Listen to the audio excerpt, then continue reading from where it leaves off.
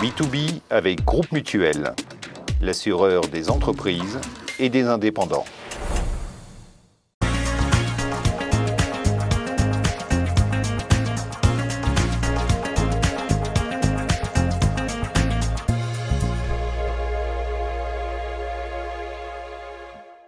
Bonjour à toutes et à tous, bienvenue dans B2B. En 2020, les Suisses se sont rués sur les jeux de société pour tuer le temps à la maison ou alors pour entretenir les liens sociaux. Les jeux de plateau s'imposent comme une alternative au divertissement en extérieur. L'an passé, certains revendeurs ont même enregistré une hausse de près de 200% sur les ventes de jeux de société. La pandémie vient donc appuyer une tendance déjà existante des Suisses à jouer autour de la table. Sommes-nous en train de délaisser les jeux vidéo au profit du contact humain? On va en discuter avec notre invité du jour. Il est le fondateur d'Helvetia Games, éditeur et distributeur de jeux à Sion et Yverdon.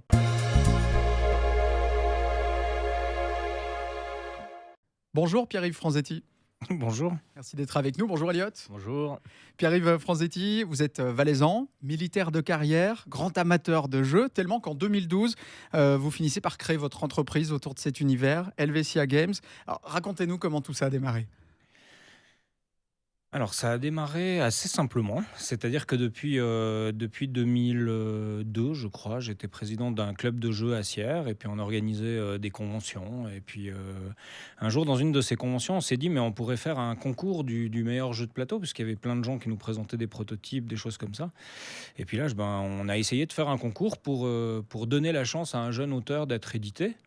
Et puis je me suis rendu compte qu'en fait, les éditeurs sont des gens un peu particuliers qui cherchent un coup de cœur, mais on peut pas simplement leur dire ouais, lui il a gagné, son jeu il est bien, est-ce que tu pourrais l'éditer? Parce que c'est une vraie aventure humaine, mais je le savais pas à l'époque. Et puis comme je trouvais personne pour l'éditer, je me suis dit bon, je pourrais l'éditer moi. Donc les jeunes qui gagnaient effectivement ces concours, mes deux premiers jeux sont deux jeux qui sont totalement originaux avec des auteurs qui n'avaient jamais fait de jeu avant. Et puis j'ai décidé de partir dans l'aventure avec eux et de voir ce que ça donnait. Et la maison d'édition est née comme ça, si on veut bien. Donc on imagine un scénario, et puis ça se construit petit à petit. Le jeu passe en phase de test avec les copains, avec la famille. Oui, alors il faut savoir que sur les deux jeux dont je parle, les deux premiers, l'auteur avait déjà, pour Helvetia presque testé son jeu pendant 10 ans, enfin les deux auteurs. Et puis l'auteur de Schaffhauser, il le testait depuis 4 ans à peu près. Moi, je les avais vus passer dans le giron du jeu, mais sans jamais m'en occuper. Et puis après, effectivement, quand il vous présente le jeu, il est à peu près fini. Et on passe dans ce qu'on appelle la phase de développement, dans laquelle nous, on va beaucoup travailler pour modifier le jeu, thématiquement, l'équilibrer, enfin s'assurer que tout soit en ordre pour pas que le public soit déçu. Et puis cette phase-là, elle se travaille avec l'auteur, mais c'est vrai que c'est une autre partie. C'est-à-dire que l'auteur ne peut pas faire ça à notre place, et nous, on ne peut pas faire le jeu à sa place. Ça reste un vrai auteur, dans le sens où c'est lui qui tient tout le jeu sur ses épaules. Mais à partir du moment où on le prend chez nous, en principe, en moins de 6 mois, on a fait le développement, et après, en 6 mois, on l'a édité. Ouais. Des jeux de plateau, il y en a qui sont extrêmement simples, on peut jouer à 2, à 10, il y en a qui sont extrêmement complexes aussi. Qu'est-ce qui fait la recette d'un jeu de société de plateau qui fonctionne bien? Est-ce qu'il y a des dénominateurs communs? Non, il n'y en a pas. Je pense que le dénominateur commun, c'est qu'ils ont chacun son public. Je dirais que le secret, c'est peut-être de faire les jeux qu'on aime. Moi, je suis plutôt dans une gamme où les jeux sont des jeux pour joueurs avertis. Je ne sais pas faire des jeux d'ambiance. J'y joue beaucoup, j'aime beaucoup ça, mais ça, c'est quelque chose que je ne pourrais pas pondérer. De la même manière, je pense que les grands cadors des jeux d'ambiance seraient moins aptes à faire des jeux très compliqués ou avec beaucoup de pièces ou avec des figurines. Enfin, après, c'est chacun son truc, quoi. En 2021, on arrive encore à être original au niveau de la création de jeux. C'est compliqué. Enfin, je crois qu'on arrive, mais c'est compliqué au niveau marketing. C'est-à-dire qu'une petite maison d'édition comme la mienne, elle ne gagne pas des 1000 et des 100, donc ça se répercute. Enfin, un budget com, il est en principe en pourcentage du chiffre d'affaires que vous réalisez. C'est le même cas pour les grands à la Hasbro ou Asmodée. Maintenant, on n'arrive pas à régater contre eux sur un plan marketing. Mais il y a toujours le coup de cœur, il y a toujours un public de fans, de gens avertis qui, eux, sont fans de vos jeux et le poussent plus loin grâce aux réseaux sociaux, grâce au bouche à bouche, etc., au bouche à oreille, pardon, etc. Voilà. On va parler des concurrents du jeu en général, mais déjà vous, comment vous passez de l'armée aux jeux de société Alors déjà, déjà l'armée est un grand jeu de société. Non, c'est quelque chose de très sérieux, mais c'est aussi quelque chose dans lequel on crée des scénarios, on crée des aventures. On se prend un petit peu au début à l'école de recrue pour des gens qu'on n'est pas encore ou qu'on ne va pas devenir. Et puis le jeu de société, il accompagne ma vie depuis que j'ai 5 ans. Déjà, avec mes parents, je jouais, avec mes sœurs. Et puis après, j'ai découvert le jeu de rôle à 12 ans. Enfin, Le premier jeu jeu auquel vous jouiez, votre premier souvenir de jeu, c'était quoi? ouais, c'est peut-être le Monopoly, un peu bêtement, mais c'est un peu le Monopoly, parce qu'il était à la maison, personne ne connaissait les règles, on les a inventées, et puis on trouvait ça cool. Ouais. Et puis, donc le jeu et l'armée sont toujours... D'ailleurs, je jouais beaucoup à l'armée. Les gens qui ont fait la garde avec moi s'en souviennent. Beaucoup de temps à tuer. Hein. Ouais, comme militaire de carrière, il n'y en a pas beaucoup de temps à tuer. Mais effectivement, c'est ce qui se dit. Et puis... donc ça, c'est devenu assez compatible. Et c'est assez rigolo parce que je viens de fermer une boucle, entre guillemets, puisque quand j'étais militaire de carrière, j'ai fondé une maison d'édition. Puis maintenant que je suis éditeur de jeux, j'ai créé un jeu sur l'armée. Donc après 9 ans, on aura fait le cycle nécessaire à ce que toute la maturation de tous mes camarades officiers puissent se rappeler que j'ai été militaire de carrière. Quelles compétences on transpose donc de sa vie de militaire à celle d'un dirigeant d'entreprise? Ah, toutes. Moi, c'est vraiment un passé que je remercie d'avoir mis dans mes pattes. Alors, on peut être chef d'entreprise sans avoir fait l'armée. Et puis, on peut avoir fait l'armée et pas être un bon chef d'entreprise. Je pense que c'est pas gagné d'avance. Maintenant, moi, tout ce que j'ai appris à l'armée, que ce soit en termes de gestion de projet, que ce soit en termes de gestion humaine, gestion financière. Il y a beaucoup de choses que j'ai appris à l'armée, que j'ai transposées dans ma vie de tous les jours. Et ouais, je sais pas comment j'aurais fait sans elle, tout en sachant que je pense que ça doit être possible aussi. Est-ce qu'on n'est pas trop formaté au cadre en sortant de l'armée? Est-ce qu'il ne faut pas ouvrir le cadre quand on arrive dans son entreprise qu'on crée? Il y a plein de choses qu'on croit à l'armée savoir faire, et puis quand on est dans la vie civile, on remarque que c'est pas du tout ça. Ou la vie privée, enfin civile dans le monde de l'économie privée. Par exemple, l'économie, c'est un sujet qu'on débat relativement peu à l'armée. Alors on les débat pour les objets en votation, mais à mon échelon à l'époque, c'était pas un souci principal, on va dire. Comme la gestion, le nombre d'hommes qu'on avait pour réaliser une mission, il était, je veux pas dire infini, parce qu'il était limité, mais enfin, à partir de plus que 2, c'est déjà beaucoup, vous voyez ce que je veux dire. Par contre, quand vous créez votre entreprise puis que vous êtes tout seul, là, vous commencez à calculer vraiment les heures et la gestion humaine, puis vous faites tout, quoi. Vous faites de l'emballage des boîtes à la compta, en passant par la recherche de fonds, la pub, les sites internet. Vous allez sur YouTube, comment créer un site internet en 5 minutes. Puis après, vous regardez le résultat, puis vous dites, un jour, je gagnerai de l'argent, puis j'engagerai quelqu'un dont c'est le métier. Mais voilà, quoi. Donc, ouais, c'est très différent. Puis d'un autre côté, ça apporte quand même beaucoup de sécurité on s'est déjà posé certaines questions. On n'a peut-être pas les bonnes réponses, mais on s'est déjà posé certaines questions.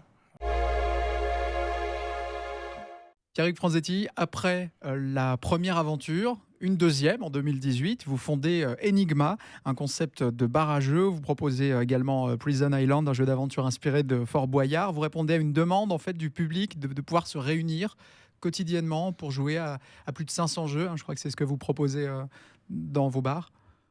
Oui, alors après, ça dépend de la taille du bar. Et pour répondre à votre question, ça vient d'un besoin, d'une originalité qu'on avait envie de mettre en avant. C'est-à-dire que le jeu de société, une fois que vous l'avez, c'est un petit peu comme un roman, un film, etc. Une fois que vous l'avez édité, vous le mettez dans les rayons et puis vous attendez si les gens ont aimé ou pas. On a un petit peu inversé ça en se disant qu'aujourd'hui, la concurrence, ne serait-ce qu'au dehors de nos frontières, elle est très très rude. On a aussi beaucoup de jeux qui parviennent en Suisse sans passer par les boutiques suisses. Et c'est à mon sens regrettable. Maintenant, il fallait essayer de voir comment est-ce qu'on pouvait proposer un produit qui ne peut pas être transporté par carton. C'était un petit peu ça l'idée de base. Et comment créer une communauté autour des jeux de société. Par exemple, le jeu de société, à mon sens, est un loisir qui est le moins cher du monde. En fait, si vous jouez à un jeu pendant 10 heures avec 4 personnes, le prix de l'heure du jeu est vraiment très très basse. Maintenant, si vous achetez un jeu très cher ou cher, et puis que vous comprenez pas les règles, et puis qu'après 2 minutes, vous l'avez jeté à la poubelle, en fait, c'est une des activités les plus chères au niveau du divertissement du monde. Donc, il fallait qu'on trouve le moyen de générer une communauté en leur présentant des jeux qu'ils n'ont pas encore achetés pour être sûr qu'au moment où ils l'achètent, ils ne seront pas déçus. Et donc de garder ces clients-là. Et ça, c'est ce qu'on peut apporter, nous, en tout cas en Suisse, dans la région, à notre public, c'est de leur assurer que quand ils prennent un produit, ce soit le produit qu'ils cherchaient. Et le bar à jeux est venu s'imposer assez rapidement en se disant, ben, testons les jeux. On a quelques règles qui font qu'on ne peut pas tout tester tout le temps, on n'a pas toutes les extensions, on n'a pas tout ça, mais de donner un avant-goût du jeu que si on l'achète, on pourra l'avoir chez soi et être content de le présenter à ses amis. On aura passé la grande épreuve de la lecture des règles. Sur certains jeux, c'est important. Parfois, c'est compliqué. Hein. Ouais, c'est ça.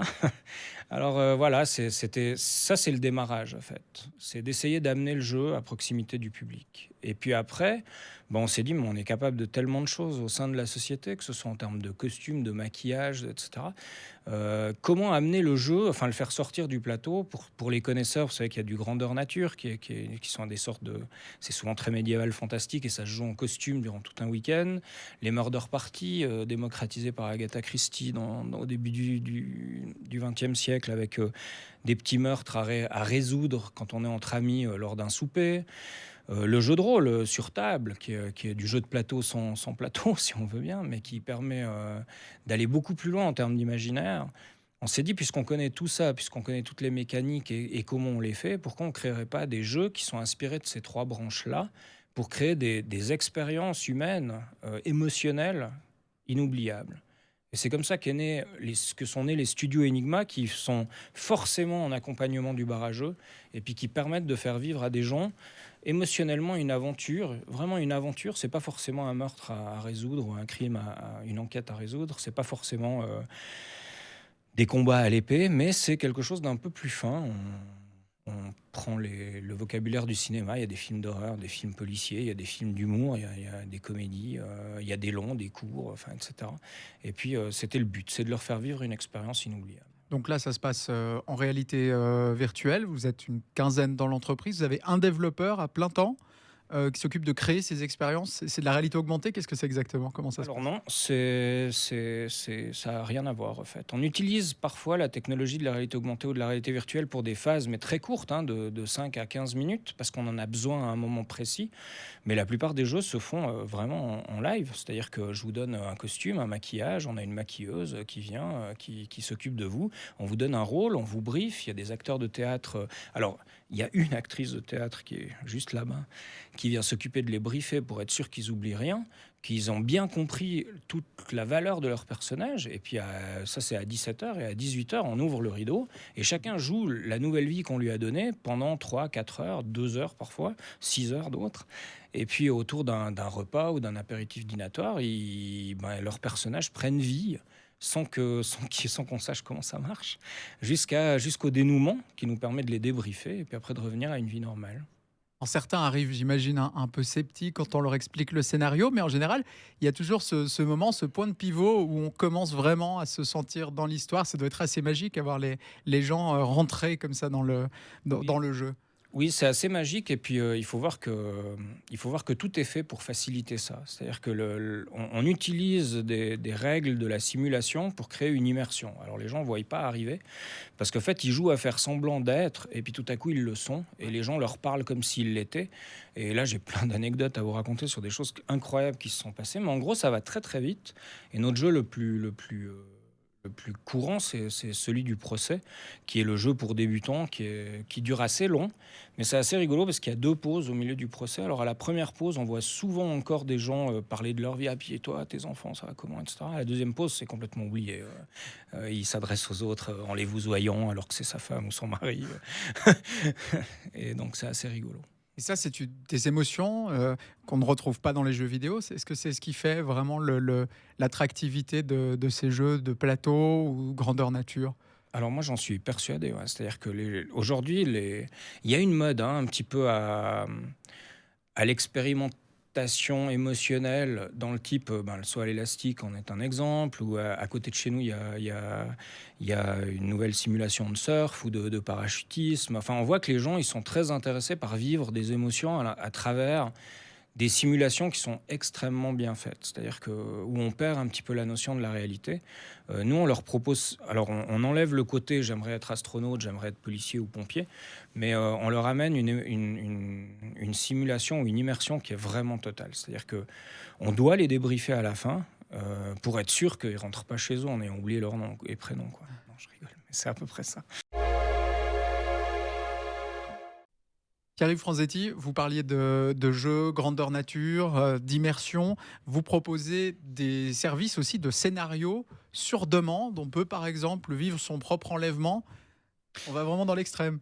Alors, c'est des scénarios qui sont très extrêmes, ouais. Effectivement. Après, ça dépend. On a une grosse enquête qui est faite sur ce qu'on appelle la cible, parce que c'est des jeux qui sont développés autour d'une cible. Donc c'est celui qui a son anniversaire, celui qui va se marier, celui qui fête ses 20 ans, ses 30 ans, ses 40 ans, enfin, etc. Et là, il y a une grosse enquête qui est menée pour être sûr qu'il est capable d'absorber ce qu'on va lui faire vivre, parce qu'émotionnellement, ça peut être très, très prenant. Et puis à partir du moment où on est sûr que tout est possible, on s'entoure en fait des gens les plus proches de lui pour essayer de créer un scénario qui soit celui que lui aimerait jouer. C'est-à-dire que nous ne pondérons pas s'il a envie de jouer une comédie, un film d'action ou un enlèvement, etc. On va plutôt aller chercher avec sa famille, ses amis, les gens les plus proches de lui pour être sûr qu'on fait le scénario de ses rêves. Et puis après, on le réalise, ouais. Là, on pense au film de Game avec, C'est avec exactement Michael notre Douglas. inspiration. C'est le même délire. C'est le même, ouais. C'est le même délire avec peut-être des choses plus accessibles. Parce que The Game, il vous montre le jeu où tous les moyens sont permis. Nous, on essaye de s'adapter aux moyens des gens, en sachant qu'effectivement, ce genre de jeu, il est un peu plus cher que le jeu de plateau que vous trouvez en magasin, quoi. Alors justement, on veut s'offrir ou offrir ça à quelqu'un pour son anniversaire. Combien est-ce qu'on compte pour ces expériences grandeur nature, ces immersions? Alors, franchement, on couvre à peu près toutes les gammes de prix. C'est-à-dire que à partir du moment, je dirais que le premier jeu commence à une cinquantaine de francs. Après, ça peut aller très vite jusqu'à 100, 120 francs pour nos jeux par personne, hein. Pour nos jeux où il y a beaucoup de moyens qui sont utilisés et qui durent longtemps et qui demandent du personnel, du temps, enfin, etc. Et puis après, dès qu'on rentre dans la gamme des jeux faits sur mesure, là, vous commencez à peu près entre 1500 et 2000 francs. Et après, c'est nos limites. C'est-à-dire que si vous voulez un vol en hélico jusqu'à Barcelone, on le fait, mais c'est plus cher que si vous faites en vélo à Genève, quoi. Elle existe la concurrence aujourd'hui? Sur ce type de jeu-là, moi, je la connais pas. Il y a des gens qui font le même type d'expérience, mais ils sont très très loin de. C'est plus des organisateurs d'événements que des joueurs. Je crois que nous, on a cette réputation de créer des histoires qui sont vraiment vraiment bien. Sans prétention, les gens, ils s'en remettent pas vraiment facilement. On reçoit les mails après pour les remerciements. On voit bien que c'est pas juste je vais en bus, on va 4 copains dans un camping en Valais, et puis on mange un bout de raclette, et puis après on revient. Il y a quelque chose d'autre derrière. Voilà. Quand on participe une fois, généralement, de ce que vous constatez, on revient une deuxième fois, ou c'est encore compliqué de faire ça 2 fois de suite? Non, alors les jeux dont vous êtes là, enfin les immersions totales créées sur mesure, nous, à l'heure actuelle, j'ai eu que des gens pour une fois. Après, ça intéresse tout le monde de le faire. Il faut savoir qu'une fois que vous l'avez fait, c'est quand même compliqué de vous refaire repiéger dans l'année qui suit. Donc, en principe, on attend un moment. Bon, on a fait, hein, on a cassé des gens pour leur faire croire que non, ils se prenaient la tête, que ça allait jamais arriver, puis ça arrivait le lendemain. Mais on doit les mettre dans une situation émotionnelle qui est telle qu'ils puissent accepter de se faire avoir une fois. Donc, c'est assez compliqué. Maintenant, pour les jeux dont vous êtes la star, alors moi je pense qu'on a une véritable communauté de gens qui viennent 2, 3, 4 fois, qui font leur souper chaque année dans ce milieu-là. Après, comme tous nos jeux sont très différents en termes de temps, de durée et de nombre de personnes, il y a des jeux qui se jouent plutôt entre amis, j'allais dire intimes, mais dans le sens des amis qui vous connaissent bien, d'autres qui sont plus propres à faire vivre une expérience en entreprise, etc. Vous parlez des jeux dont on est la star. Ouais. Vous parliez d'anecdotes. Quel est le scénario le plus incroyable que vous ayez organisé pour un client? En fait, je peux pas vous Il répondre. doit y en avoir beaucoup. Ouais, mais je peux pas vous répondre parce qu'il y en a que je garde quand même sous le coude Oui, bien sûr. et que j'ai pas tellement envie de dévoiler comme ça. Mais par contre, je peux vous donner un des scénarios les plus basiques qu'on fait. C'est souvent l'enlèvement du conjoint. Et c'est assez flippant. Alors, il faut bien sûr que la personne soit apte à accueillir ça. Le mari, il faut qu'il soit dans l'astuce, hein. Et puis, on l'enlève. Et puis après, la personne doit s'occuper de le retrouver. Alors, elle est souvent accompagnée de 2 ou 3 piégeurs qui sont ses amis, hein, qui sont à côté d'elle ou à Après, côté de j'appelle la lui. police ou... Alors, on a plein de trucs là. Par exemple, dans le cas où je pense, quand elle a appelé la police, ça s'était dévié sur mon attel. Donc après, c'est moi qui ai joué la police. On avait mis un numéro 144 qui était un faux numéro dans son attel. C'est son mari qui nous avait aidé à faire ça. Et donc tout est prévu pour que ça n'arrive pas. Bien sûr, moi je suis jamais très très loin de la cible pour toi tout arrêter au cas où ça se passe pas bien. Et puis la première chose à faire, c'est d'essayer de trouver par où commencer l'histoire pour essayer de retrouver son mari. Et puis comme on est dans la vie réelle, il faut qu'elle nous amène elle ou lui. Je dis elle parce que je pense à la cible, mais c'est aussi valable pour les deux sexes. Et puis une fois qu'elle a démarré, on va créer une immersion totale, ce qu'on appelle elle perd pied pendant à peu près 15 à 20 minutes. Après, on arrête la phase immersive, je ne sais pas où je suis et qu'est-ce que je fais, pour entrer dans une phase un peu plus ludique où tous ces trucs-là sont arrêtés pour justement éviter que ça dégénère ou que tout à coup, elle se prenne au jeu, quoi. Au moment où vous révélez la supercherie, il y a des gens qui vous en veulent? C'est jamais arrivé. Maintenant, comme je vous dis, s'il y a un seul petit indice qui nous fait penser que le risque est trop élevé, on ne le fait jamais. Il est arrivé de faire des jeux où le gars sait qu'il est en train de jouer. C'est-à-dire qu'on lui dit, ben voilà, avec toi, on ne se sent pas de créer une perte de pied totale, mais par contre, on va jouer à faire semblant qu'on est un agent secret, puis on lui crée une aventure comme si elle était vraie, mais il sait qu'il est en train de jouer, pour éviter justement qu'il y ait des problèmes. Pierre-Yves Franzetti, on a parlé d'Enigma. Retour sur Helvetia Games, sur la maison d'édition et les magasins de vente de jeux de plateau.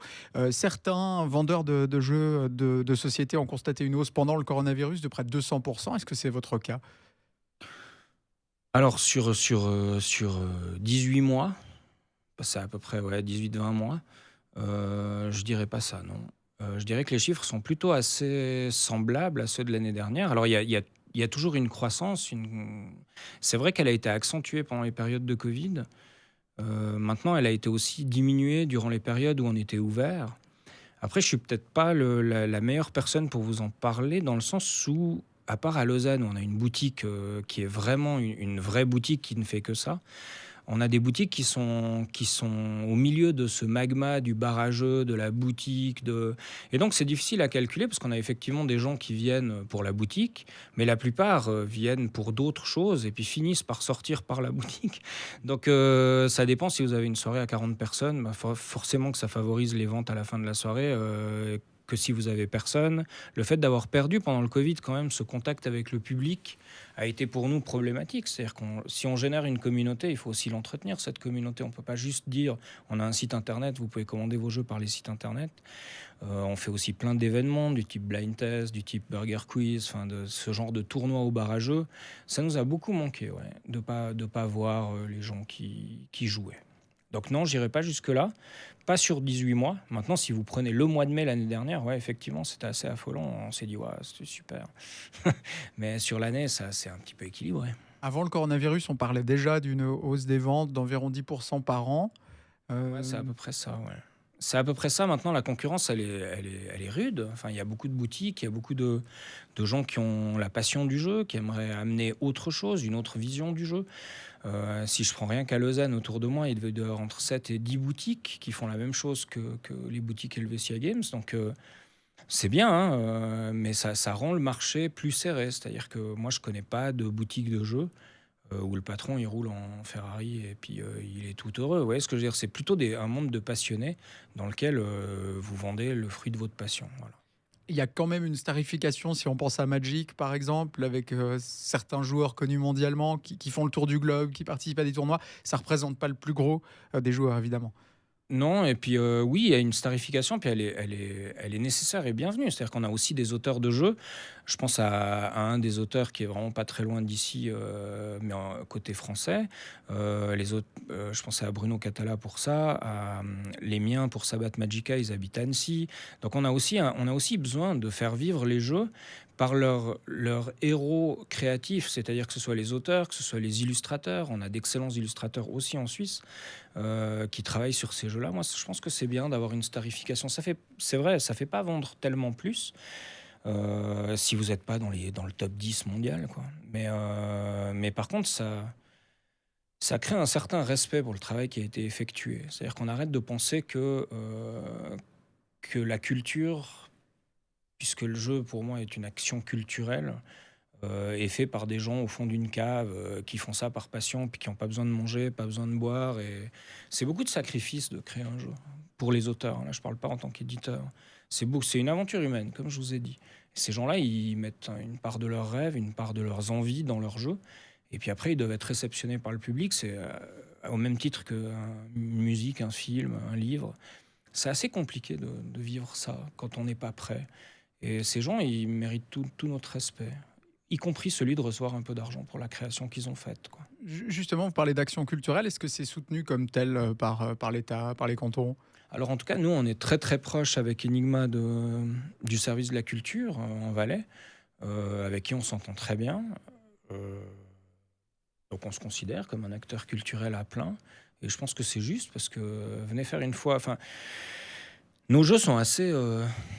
il faut réfléchir. Donc ouais, c'est compliqué. C'est pas juste... c'est vraiment pas du divertissement dans ce type-là de choses. Bien sûr que ça divertit, mais il y a besoin quand même d'un certain bagage. D'ailleurs, s'ils sont interdits aux moins de 18 ans, c'est pas parce qu'on n'aime pas les enfants.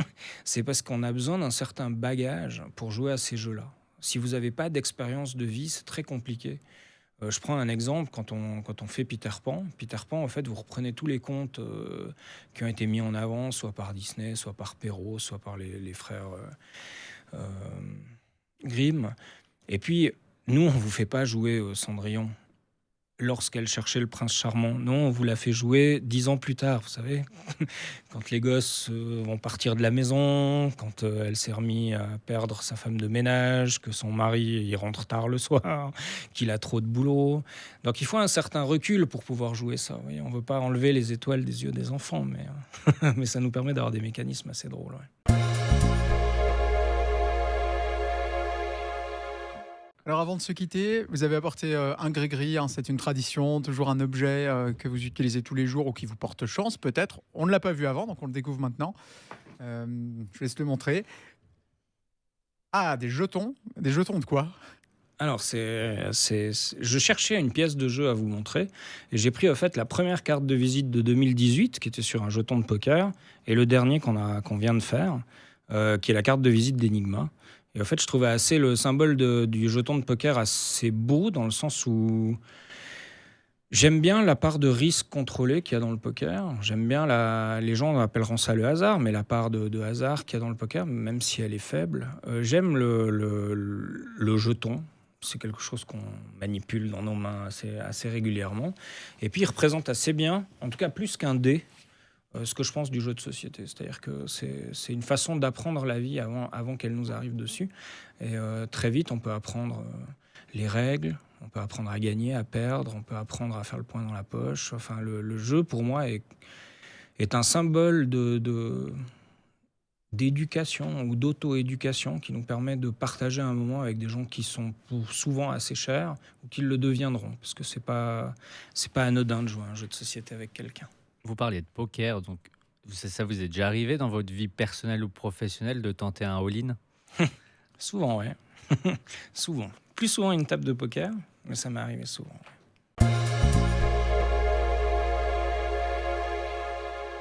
Merci Pierre-Yves Franzetti d'avoir été avec nous. Merci à vous, c'était vraiment un plaisir. Dans B2B. Merci.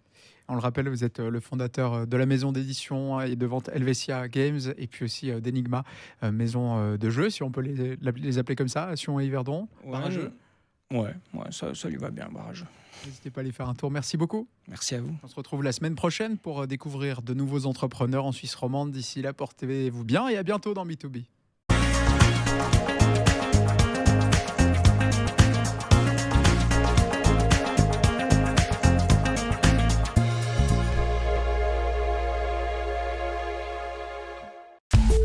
B2B avec Groupe Mutuel, l'assureur des entreprises et des indépendants.